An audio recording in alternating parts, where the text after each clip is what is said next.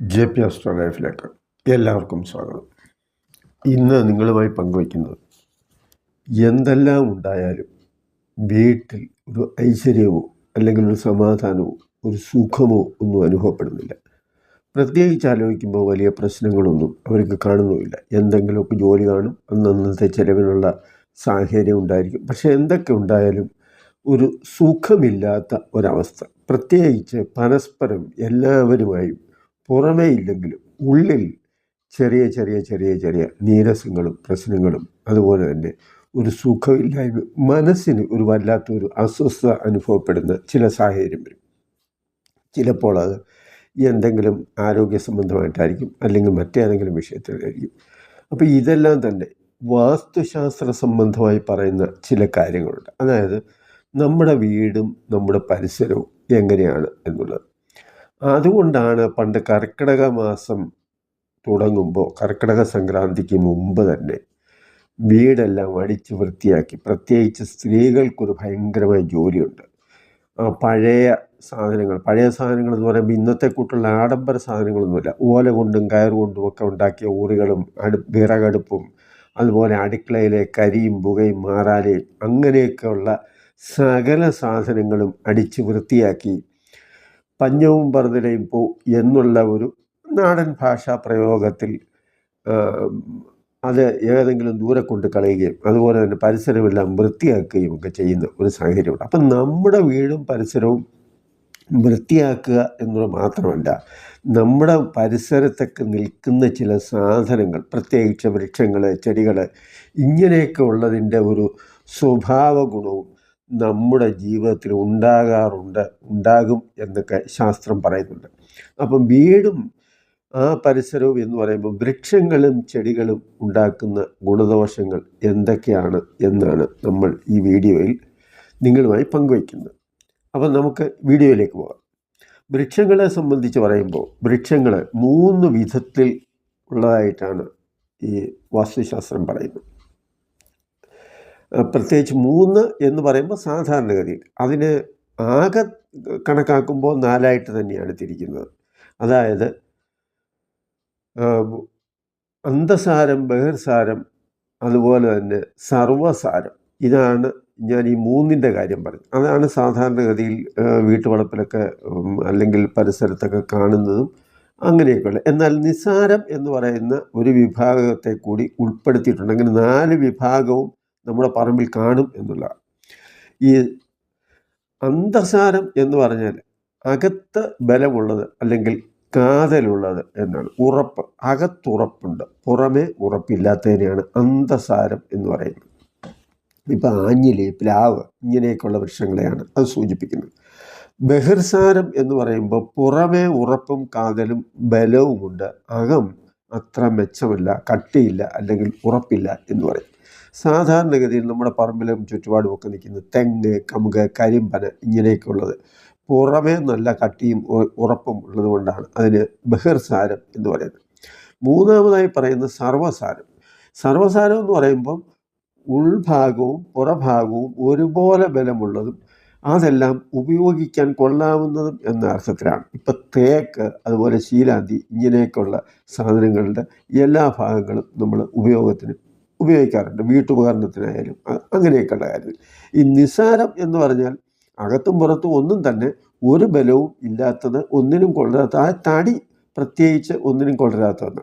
ഇപ്പം മുരിങ്ങ, അതുപോലെ ചില പാഴ്മരങ്ങൾ, ഇങ്ങനെയൊക്കെ ഉള്ളതിനെയാണ് അത് സൂചിപ്പിക്കുന്നത്. അപ്പം ഇനിയും നമ്മൾ ചിന്തിക്കേണ്ടത്, ഇപ്പം ഇത് 3 വിധത്തിലുള്ള അല്ലെങ്കിൽ 4 വിധത്തിലുള്ള സാധാരണഗതിയിൽ വൃക്ഷങ്ങളെ സൂചിപ്പിക്കുന്ന ഒരു കാര്യം എന്നുള്ളതേ ഉള്ളൂ. അതിൻ്റെ ഗുണദോഷമൊക്കെ പിന്നീട് പറയാം. വീടിൻ്റെ പരിസരത്ത് വളർത്താൻ കൊള്ളാവുന്ന അല്ലെങ്കിൽ പരിസരത്ത് നിർത്താൻ കൊള്ളാവുന്ന ചില വൃക്ഷങ്ങളെ കുറിച്ച് പറയുന്നുണ്ട്. അത് ആ വീട്ടിൽ താമസിക്കുന്നവരും അതുപോലെ തന്നെ ആ വീടിനോട് ചേർന്ന് താമസിക്കുന്നവർക്കും ഗുണമുണ്ടാകുന്ന കാര്യമാണ്. അതെന്താണെന്ന് ചോദിച്ചാൽ, ഒന്ന് കൂവളം, അതുപോലെ കടുക്ക, കൊന്ന, നെല്ലി, ദേവതാരം, അശോകം, ചെമ്പകം, ഇങ്ങനെയൊക്കെ ഉള്ളത് നമ്മുടെ പരിസരത്ത് നിൽക്കുന്നത് ഏറ്റവും വളരെ ശുഭകരമായ ഒന്നാണ്. പിന്നെ വീടിൻ്റെ പരിസരത്ത് നട്ടു വളർത്താനോ അല്ലെങ്കിൽ സ്വാഭാവികമായി കിളിച്ചു വന്നതുണ്ടെങ്കിലോ അത് നിർത്താൻ കൊള്ളരുതാത്ത സാധനം എന്ന് പറയുന്നത് 1 കാഞ്ഞിരം, 2 താന്നി, 3 വയ്യങ്കല, അതുപോലെ ഊകമരം എന്ന് പറയുന്നൊരു മരം, കറിവേപ്പ്, കള്ളിപ്പാല, കുറുമൂസ്, സ്വർണ്ണക്ഷീരി, ഇങ്ങനെയൊക്കെ പല പേരുകളിൽ പറയുന്ന ഇത്തരം വൃക്ഷങ്ങളൊന്നും തന്നെ നമ്മുടെ വീടിൻ്റെ പരിസരത്ത് നട്ടു വളർത്താൻ കൊള്ളാവുന്നതല്ല. മറ്റ് പറമ്പുകളിൽ ദൂരെയൊക്കെ ആണെങ്കിൽ വലിയ പ്രശ്നമൊന്നുമില്ല, പറമ്പിലെങ്ങും നട്ടു വളർത്താൻ സാധ്യമല്ല, അല്ലെങ്കിൽ അതുകൊണ്ട് ഗുണമല്ല, ദോഷമാണ് ഉണ്ടാകുന്നത് എന്നുള്ളതാണ്. ഇനിയും മറ്റ് ചില കാര്യങ്ങൾ നിങ്ങളുമായിട്ട് പങ്കുവയ്ക്കാം. ചില സ്ഥാനങ്ങളിൽ നിൽക്കുന്ന വൃക്ഷങ്ങൾ അത് സൂക്ഷിക്കണമെന്നും വെട്ടിക്കളയരുതെന്നും അങ്ങനെയൊക്കെ പറയുന്ന ചില അഭിപ്രായങ്ങളൊക്കെ നിങ്ങൾ കേട്ടു കാണും. അത് ഓരോ ദിക്കിൽ ഓരോന്നിനും വളരെ വിശേഷപ്പെട്ട ഗുണമുണ്ട് എന്ന് പറയും. കിഴക്കേ ദിക്കിൽ, അതായത് നമ്മുടെ വീടിൻ്റെ കിഴക്ക് ഭാഗത്ത് ഇലഞ്ഞിയോ പ്ലാവോ ഉണ്ടെങ്കിൽ, പേരാല് സാറിന് വീടുകളിൽ കാണത്തില്ല, എങ്കിലും ഇലഞ്ഞിയും പ്ലാവും പിന്നെ പേരാലും കിഴക്ക് ഭാഗത്ത് നിൽക്കുന്നത് വളരെയേറെ ഉത്തമമാണ്, അത് ഗുണം ചെയ്യും എന്നുള്ളതാണ്.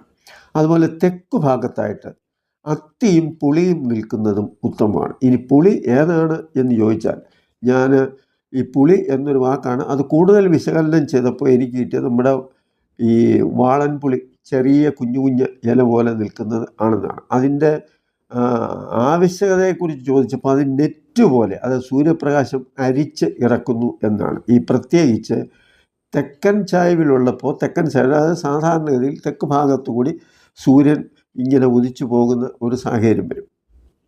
ഉത്തരധ്രുവം ദക്ഷിണധ്രുവം അല്ലെങ്കിൽ ഉത്തരായനം ദക്ഷിണായനം എന്നൊക്കെയുള്ള പേരുകളിലാണ് തെക്കും വടക്കുമൊക്കെ അറിയപ്പെടുന്നത്. അപ്പോൾ തെക്കൻ ചായ്വ് എന്നുള്ള നാട്ടുഭാഷ തന്നെ നിങ്ങൾക്ക് മനസ്സിലാകാൻ വേണ്ടി പറയും. അപ്പോൾ അങ്ങനെയുള്ള തെക്ക് ഭാഗത്തുകൂടി സൂര്യൻ സഞ്ചരിക്കുന്ന സമയത്ത് അതിഭയങ്കരമായ ചൂട് വീട്ടിൽ ഉള്ളിലേക്ക് വരുന്നതിനെ കുറയ്ക്കുന്നതിനാണ് ഈ തെക്ക് ഭാഗത്ത് പുളി ഉപകരിക്കുന്നത് എന്നുള്ളതാണ്. പടിഞ്ഞാറ് ഭാഗത്ത് നിൽക്കുന്ന ഏഴിലം പാലയും അരയാലും നല്ലതാണ്.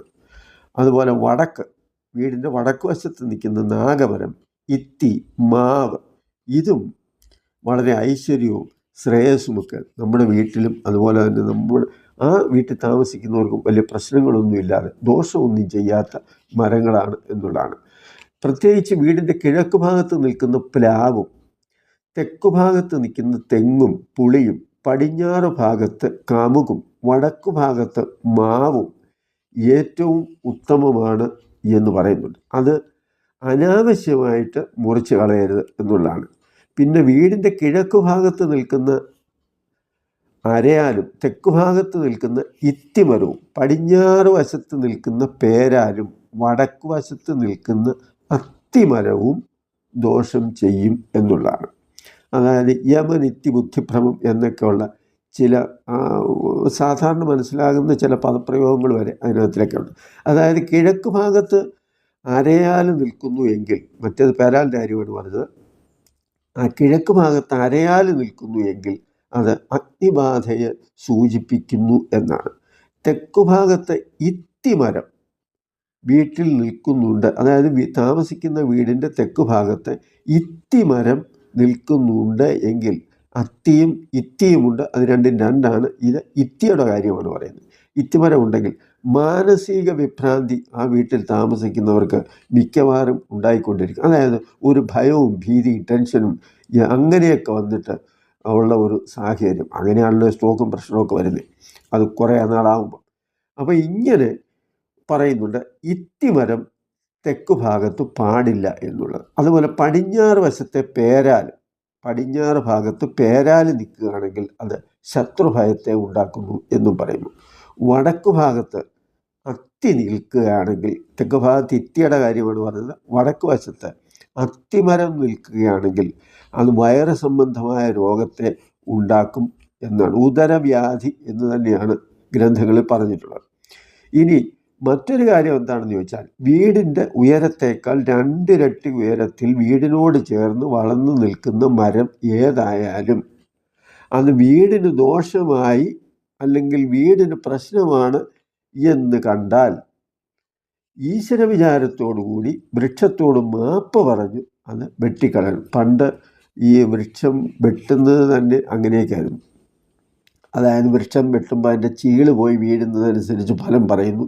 അതുപോലെ എല്ലാ ദിവസവും മരം വെട്ടാൻ കൊള്ളത്തില്ല, ചില പ്രത്യേക ദിവസങ്ങളിൽ മരം മുറിക്കാൻ കൊള്ളാവും, അങ്ങനെയൊക്കെയുള്ള ചില കാര്യങ്ങളുണ്ട്. അപ്പം അങ്ങനെ അന്നും അതൊക്കെ ആചരിച്ചിരുന്ന കാലത്തും വൃക്ഷരാജൻ എന്ന നിലയിൽ പിന്നെ ആ നമുക്ക് പറയാനുള്ള കാര്യങ്ങൾ പറഞ്ഞ് ക്ഷമാപണം നടത്തി ആണ് പണ്ട് മരങ്ങളൊക്കെ മുറിക്കുന്നത്. അതാണ് പണ്ട് മുതൽ, അത് പൂർവിക കാലം മുതൽ മരങ്ങളുടെ പ്രയോജനവും മരം ഇപ്പോഴാണല്ലോ ഇതൊക്കെ ഭാഷനായിട്ട് ചെടി നടുന്നതുപോലെ മരം നടുക അങ്ങനെ ഇങ്ങനെയൊക്കെ പറയുന്നത്. പണ്ട് കാലത്ത് ഇതൊക്കെ നേരത്തെ ഉണ്ടായിരുന്ന കാര്യങ്ങളാണ് എന്നുള്ളത്. പിന്നെ കടുക്ക, നെല്ലി, ദേവദാരം, പ്ലാവ്, കരിങ്ങാലി, അശോകം, ചന്ദനം, ചെമ്പകം, വെറ്റിലക്കൊടി എന്നിവ വീടിൻ്റെ മുൻവശത്ത് വാതിലൊഴിച്ച് വയ്ക്കണം എന്നുള്ളതാണ്. കാരണം ഇതൊക്കെ നല്ല മരങ്ങളാണ്. കടുക്കായി, നെല്ലിയ, ദേവദാരം, പ്ലാവ്, കരിങ്ങാലി, അശോകം, ചന്ദനം, ചെമ്പകം, വെറ്റിലക്കൊടി എന്ന് പറയുമ്പോൾ മഹാലക്ഷ്മി സൂചിപ്പിക്കുന്നു. എന്നാൽ ഇതൊക്കെ മുൻവശത്ത് വാതിലിന് നേരെ വരാത്ത രീതിയിൽ അങ്ങോട്ടോ ഇങ്ങോട്ടോ മാറ്റി വയ്ക്കുക എന്നുള്ളതാണ്. തെങ്ങ്, കമുക, പ്ലാവ് എന്നിവ എല്ലാ ദിക്കിലും വയ്ക്കാം എന്നുള്ള കാരണം അതൊക്കെ ഫലവൃക്ഷങ്ങളുടെ ഒരു ഇതിൽ വരുന്നതാണ്. പ്രത്യേകിച്ചും തെങ്ങും കമുകും പ്ലാവും ഒക്കെ നിൽക്കുന്നതുകൊണ്ട് വലിയ ദോഷമൊന്നുമില്ല. എന്നാൽ നേരെ കിഴക്ക് വശത്ത് നിൽക്കുന്നതാണെങ്കിൽ അത് ഒരുപാട് ഗുണം ചെയ്യും എന്നുള്ളതാണ്. കന്നിമൂല. അപ്പോൾ ഈ കന്നിമൂലയുടെ പ്രത്യേകത എന്താണെന്ന് വെച്ചാൽ നിര്യാതിക്കോണം എന്നുള്ളതാണ്. ശാസ്ത്രത്തിൽ ഈ കന്നിമൂലയ്ക്ക് വലിയ അമിത പ്രാധാന്യമൊന്നും കൊടുക്കുന്നില്ല. എന്നാൽ അതിൻ്റെ ഒരു സവിശേഷത എന്താണെന്ന് ചോദിച്ചാൽ മുറ്റത്ത് വീഴുന്ന വെള്ളം വടക്കോട്ടോ കിഴക്കോട്ടോ ഒഴുകിപ്പോകണം എന്ന് പറയുന്നുണ്ട്. അതുപോലെ തന്നെ ഒരു പറമ്പ് നല്ലതാണോ ചീത്തയാണോ, താമസിക്കാൻ കൊള്ളാവോ ഇല്ലയോ എന്ന് നോക്കുന്ന അവിടെ നിൽക്കുന്ന വൃക്ഷങ്ങൾ, മണ്ണിൻ്റെ നിറം, മണ്ണിൻ്റെ ചരിവ്, സ്വഭാവം, ഇതെല്ലാം നോക്കിയാണ്. അതായത് ആ മണ്ണിൽ നിൽക്കുന്ന വൃക്ഷങ്ങളുടെയൊക്കെ സ്വഭാവം എങ്ങനെയാണ്, ആ മണ്ണിൻ്റെ സ്വഭാവം എന്താണ്, അതിൻ്റെ നിറം എന്താണ്, അതിൻ്റെ ചരിവ് എന്താണ് എന്നൊക്കെ നോക്കുമ്പോൾ വടക്കോട്ടോ കിഴക്കോട്ടോ, വടക്ക് കിഴക്കോട്ടോ ചരിഞ്ഞ് നിൽക്കുന്ന ഭൂമി ഏറ്റവും ഉത്തമം എന്ന് പറയാറുണ്ട്. അതിൻ്റെ പ്രത്യേകിച്ച് കാരണം എന്താണെന്ന് ചോദിച്ചാൽ സൂര്യപ്രകാശം പിന്നെ വേണ്ട വിധത്തിൽ ആ വീടിനും പരിസരത്തും ലഭിക്കും എന്നുള്ളതാണ്. അപ്പം അതുകൊണ്ട് തന്നെ ഈ തെക്ക് പടിഞ്ഞാറേ മൂല സാധാരണഗതിയിൽ താഴ്ന്നു കിടക്കുകയാണെങ്കിൽ അതൊന്ന് ഉയർത്തിക്കൊണ്ടുവന്ന് വെക്കണം, അതാണ് നല്ലത് എന്ന് പറയാറുണ്ട്. കാരണം ഉയർത്തുമ്പോൾ അവിടെ വീഴുന്ന വെള്ളം ഒന്നുകിൽ കിഴക്കോട്ടോ അല്ലെങ്കിൽ വടക്കോട്ടോ ഒഴുകിപ്പോകാനുള്ള സാധ്യതയുണ്ട്. അല്ലാതെ അതിനപ്പുറം ഈ കന്നിമൂല എന്ന് പറയുന്നതിന് വലിയ അമിത പ്രാധാന്യമൊന്നും ശാസ്ത്രത്തിൽ കൊടുക്കുന്നില്ല. എന്നാൽ നമ്മുടെ ചില വിശ്വാസങ്ങളിൽ അത് വളരെ പ്രധാനമായിട്ട് കാണുന്നു എന്നുള്ളേ ഉള്ളൂ. എന്നാൽ ശാസ്ത്രമനുസരിച്ച് ഏറ്റവും പ്രധാനം കൊടുക്കേണ്ട ഭാഗം ഏതാണ് എന്ന് ചോദിച്ചാൽ വടക്ക് കിഴക്ക് ഭാഗമാണ്. അതിൻ്റെ കാരണം അതിനെ ദേവതാസ്ഥാനം എന്നാണ്.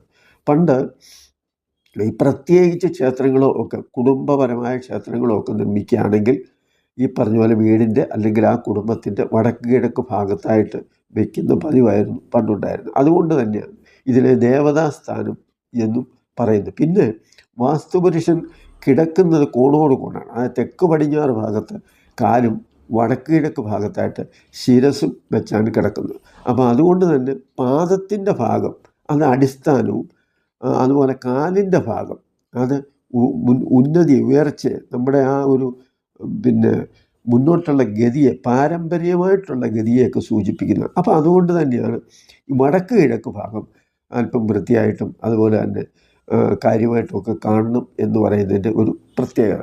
ഈ വീഡിയോ നിങ്ങൾക്ക് ഇഷ്ടപ്പെട്ട് കാണും എന്ന് ഞാൻ വിചാരിക്കുന്നു. ഇഷ്ടപ്പെട്ടിട്ടുണ്ടെങ്കിൽ ഇത് ലൈക്ക് ചെയ്യുക. അതുപോലെ വീട്ടിൽ നമ്മൾ താമസിക്കുമ്പോൾ തന്നെ നിങ്ങൾക്ക് എന്തെങ്കിലുമൊക്കെ പ്രശ്നങ്ങളുണ്ടെങ്കിൽ, വൃക്ഷങ്ങളെ സംബന്ധിക്കുന്ന കാര്യത്തിൽ ഇങ്ങനെ എന്തെങ്കിലും ഉണ്ടെങ്കിൽ അത് പിന്നെ നല്ല സ്ഥാനത്ത് നിൽക്കുന്ന നല്ല വൃക്ഷങ്ങളെ നിർത്തുകയും അല്ലാത്തതിനെ മാറ്റുകയും ചെയ്യുക എന്നുള്ളതാണ് അതുകൊണ്ട് പറഞ്ഞത്.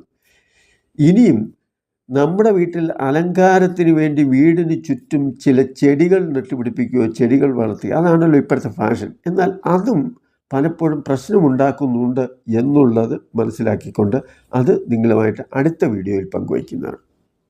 ഈ വീഡിയോ ഇഷ്ടപ്പെട്ടിട്ടുണ്ടെങ്കിൽ എല്ലാവർക്കും ലൈക്ക് ചെയ്യുക, അതുപോലെ കമൻറ്റ് ചെയ്യുക. നന്ദി, നമസ്കാരം. സർവ്വ ഐശ്വര്യത്തോടു കൂടി നല്ല സന്തോഷത്തോടു കൂടി എല്ലാവർക്കും അവനവൻ്റെ കുടുംബത്തിൽ കഷ്ടപ്പെട്ട് പ്രയാസപ്പെട്ട് ഉണ്ടാക്കിയ വീട്ടിൽ താമസിച്ച് സന്തോഷമായി കഴിയാൻ ഈശ്വരൻ അനുഗ്രഹിക്കട്ടെ എന്ന് പറഞ്ഞുകൊണ്ട് നന്ദി, നമസ്കാരം.